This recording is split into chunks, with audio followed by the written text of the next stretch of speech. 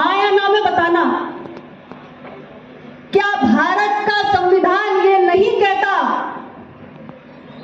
कि लोकतंत्र में राजा ईवीएम से पैदा होता है? भारत का संविधान कहता है कि नहीं कहता? बताओ भाई, कहता है ना? तो अगर अनुप्रिया पटेल ने वही कहा जो भारत का संविधान कहता है कि लोकतंत्र में राजा ईवीएम से पैदा होता है, तो कोई गलत बात हो गई क्या भाई? नहीं ना? सहमत हो ना? कुछ लोगों को बुरा लग गया। अरे भाई, हम भारत के संविधान को मानने वाले लोग हैं।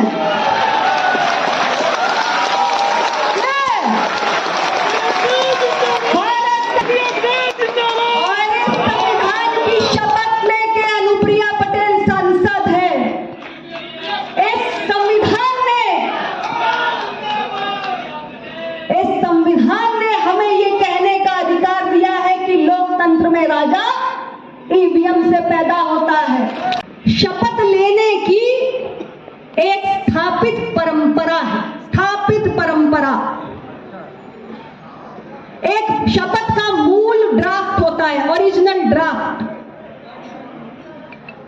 किसी भी राजनीतिक दल के सदस्य को, किसी भी इंडिपेंडेंट सदस्य को शपथ लेते वक्त उस मूल ड्राफ्ट का ही पाठ करना होता है। यही संसद का स्थापित नियम है, परंपरा है। उसके आगे पीछे भावनाओं में बहकर मनमाने ढंग से कुछ भी जोड़ना ये संसद की परंपरा नहीं होती है। ये कल लोकसभा अध्यक्ष ने भी कहा। अभी कुछ दिन पहले मेरे मीडिया के भाइयों को किसी ने कह दिया, मेरे ही कुछ चाहने वालों ने कह दिया कि भाई अनुप्रिया पटेल ने तो संसद में एक क्षेत्र विशेष के माननीय सांसद जी के एक भाषा विशेष में शपथ लेने का विरोध कर दिया, जिस बात में कोई दम ही नहीं।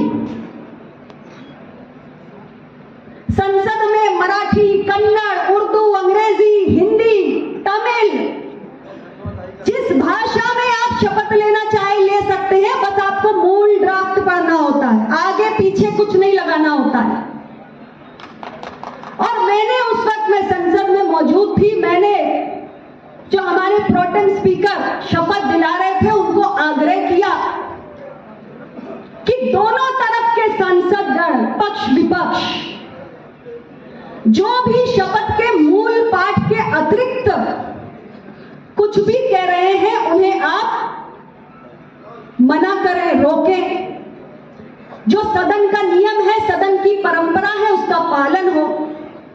अब मेरे कुछ चाहने वालों ने, मेरे कुछ शुभचिंतकों को कह दिया कि भाई फलाने सांसद फलानी भाषा में शपथ ले रहे थे, अनुप्रिया पटेल ने विरोध कर दिया। मैं अपने मीडिया के भाइयों से हाथ जोड़कर निवेदन करना चाहती हूं कि मेरे बारे में आपको कोई ब्रीफिंग करे तो कम से कम मेरी बात भी सुन लिया करिए, ताकि आपको यह समझ में आए कि असली मसला था क्या।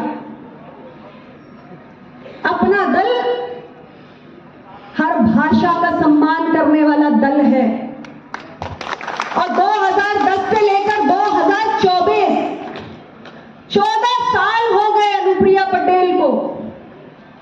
ऐसा कोई विषय कभी भी आपके संज्ञान में नहीं आया होगा।